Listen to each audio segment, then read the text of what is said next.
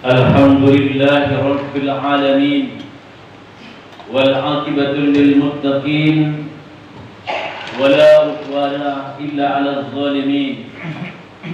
Ashhadu an la ilaha illallah wahdahu la syarika lah, wa ashhadu anna Muhammadan abduhu wa rasuluh. Allahumma salli ala Muhammad wa ala ali Muhammad kama sallaita ala Ibrahim wa ali Ibrahim, wa barik ala Muhammad wa ali Muhammad kama barakta ala Ibrahim wa ali Ibrahim innaka Hamidum Majid. Ya ayuhan nas, usikum wa iyaya bitaqwallah faqad fazal muttaqun. Qala Allah Ta'ala fi kitabihil karim, a'udzu billahi minasy syaithanir rajim. Bismillahirrahmanirrahim.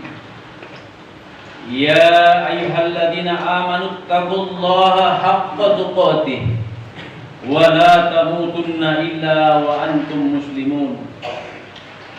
Ya ayyuhan nasu ubudu rabbakumul ladzi khalaqakum min nafsin wahidah wa khalaqa zawjaha min zawjihi wa bassa minhuma rijalan katsiran wa nisaa.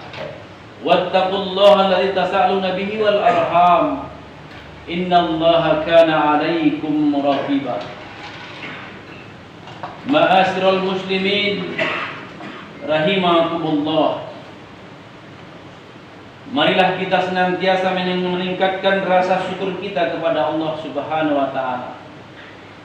Dengan banyak-banyak kita bersyukur apa yang dijanjikan Allah. Apabila kamu bersyukur atas nikmat yang aku berikan, niscaya pasti akan aku tambah. Dan ingat, jika kamu kufur atas nikmat yang aku berikan, sesungguhnya azabku sangat pedih. Selawat dan salam kita mohonkan kepada Allah. Semoga kiranya disampaikan ke Rasulullah Muhammad SAW.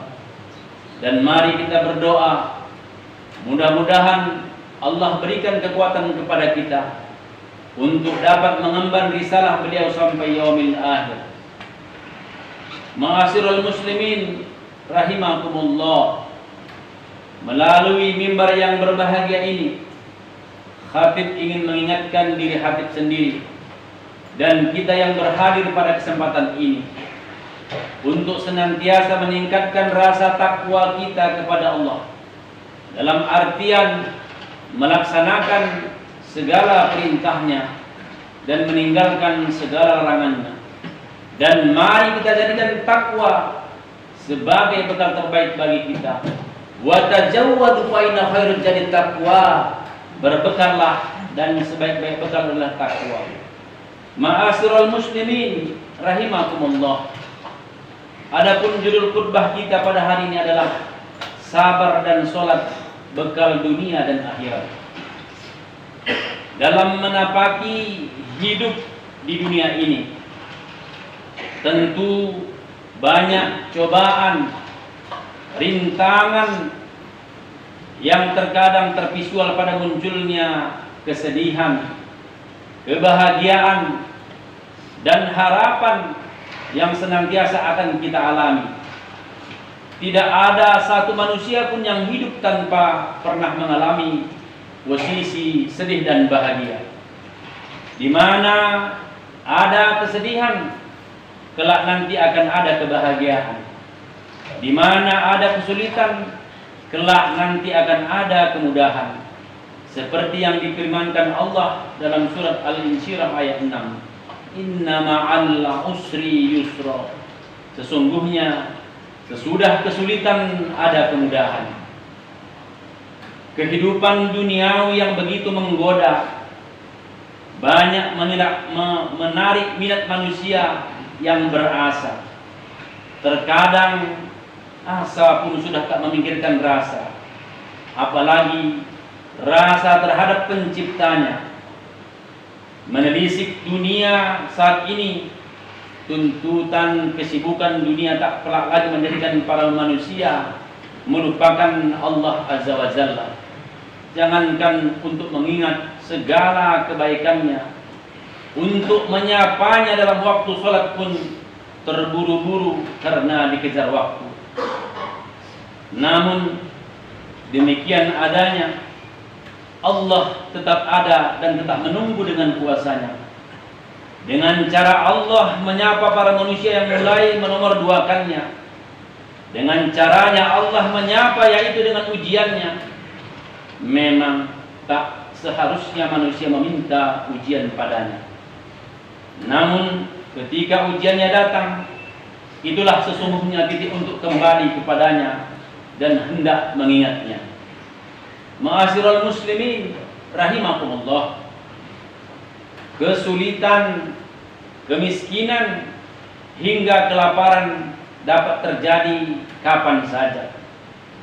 Miris memang jika kita dihadapkan dengan kondisi perekonomian yang serba sulit di antara hingar-bingar dunia ini. Tak sedikit para manusia jatuh dalam dunia hitam kriminalitas menghadapi ujian ekonomi ini.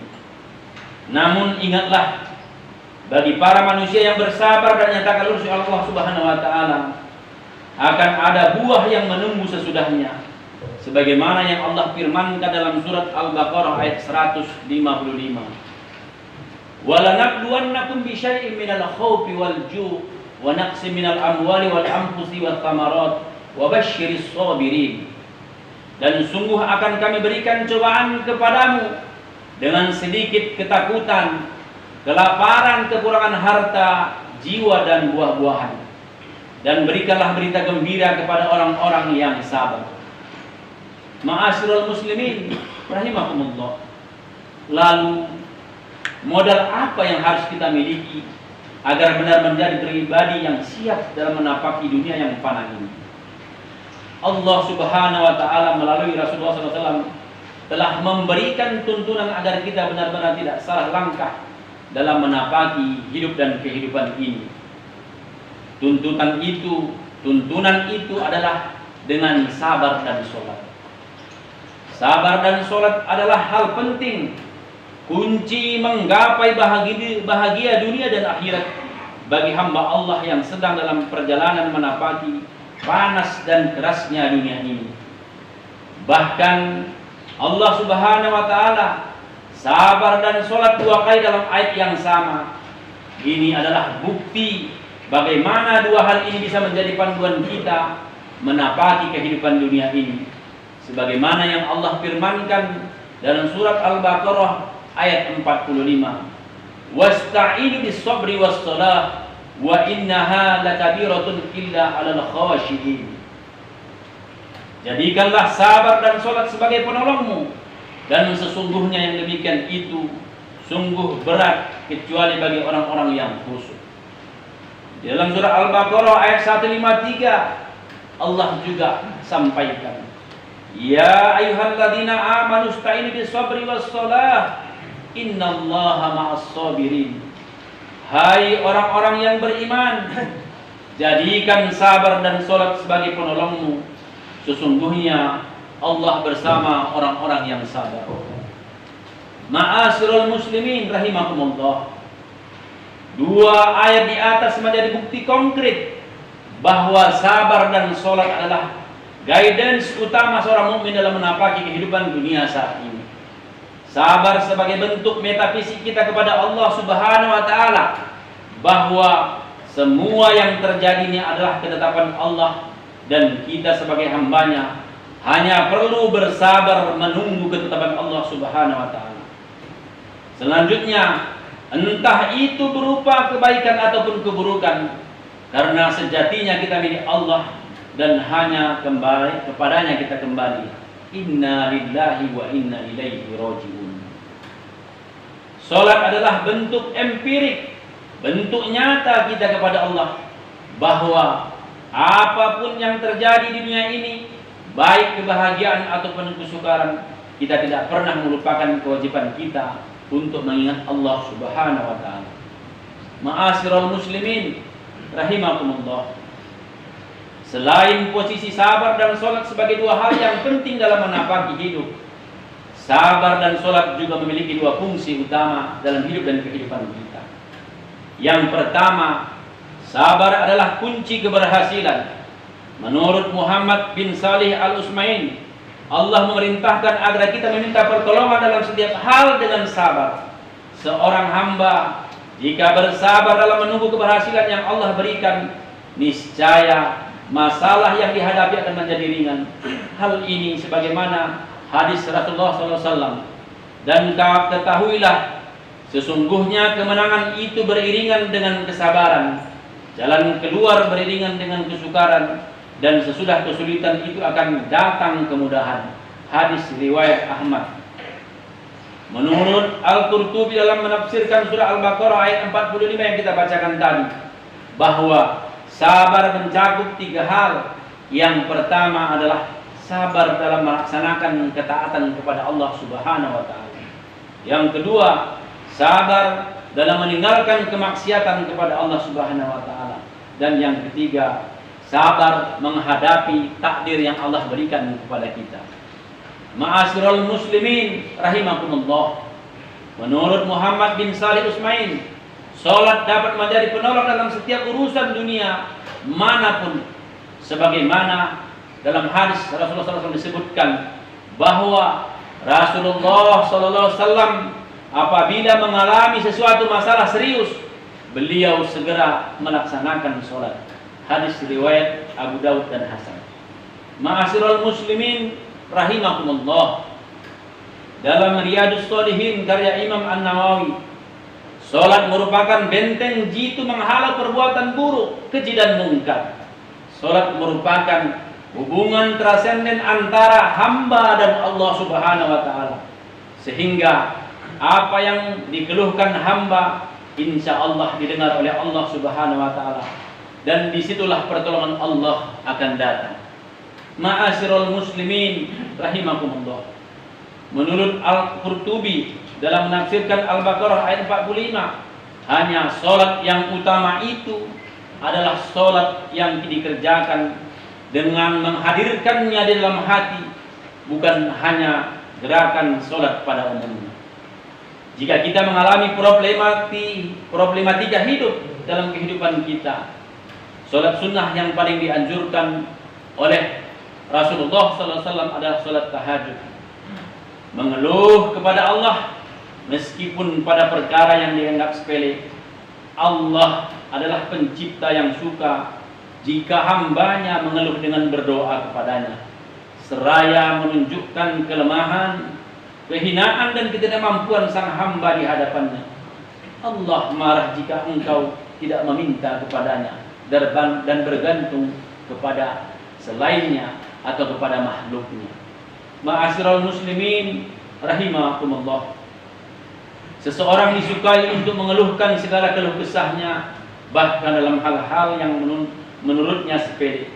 Sungguh tidak pantas bagi kita untuk mengadukan berbagai permasalahan hidup kita kepada manusia, sementara kita tidak pernah mengadukannya kepada Allah Ta'ala. Apakah itu berkaitan dengan kesempitan rezeki yang ada pada kita, jodoh yang kunjung tak datang, momongan yang tak kunjung diberi, dan permasalahan-permasalahan lainnya. Padahal Allah Subhanahu wa taala senang jika hambanya mengadukan seluruh permasalahan hidupnya kepadanya.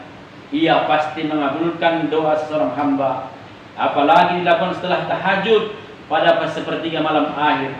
Rasulullah SAW pernah menyampaikan kepada kita, di malam hari terdapat suatu waktu yang tidaklah seorang muslim memanjatkan doa pada Allah berkaitan dengan dunia dan akhiratnya bertepatan dengan waktu tersebut, melainkan Allah akan memberikan apa yang ia minta. Hal ini berlaku setiap malamnya. Hadis riwayat Muslim. Ma'asyiral muslimin rahimakumullah. Bahkan di sepertiga malam akhir Allah Ta'ala turun ke langit dunia untuk mendengarkan doa dari hamba-hambanya yang mau bertahajud. Rasulullah SAW sebutkan dalam hadis, Rabb kita tabaraka wa ta'ala turun setiap malam ke langit dunia hingga tersisa sepertiga malam terakhir. Lalu dia berkata, siapa yang berdoa kepadaku, aku akan memperkenankan doanya. Siapa yang meminta padaku pasti akan kuberi, dan siapa yang meminta ampun padaku pasti akan kuampuni. Hadis riwayat Bukhari dan Muslim. Ma'asyiral muslimin rahimakumullah. Pada saat seseorang menggelar sajadah untuk menunaikan salat tahajud, ia berada dalam kondisi layaknya orang akan melakukan meditasi dan relaksasi. Tahajud juga sebagai obat hati dari berbagai penyakit-penyakit yang menjangkiti. Sebab salat sunnah yang ditunaikan di keheningan malam akan mengantarkan orang yang menunaikannya menjadi lebih dekat dengan Allah Ta'ala. Hati yang dekat dengan Allah adalah hati yang tenang dan damai. Ma'asyiral muslimin rahimakumullah. Rahasia malam bagi orang-orang beriman tak hanya terletak pada sumber energi kehidupan lahiriah dengan tidur nyenyak atau istirahat panjangnya. Rahasia malam adalah rahasia tentang bagaimana sebuah kehidupan mengambil sumber kekuatannya yang maha dahsyat.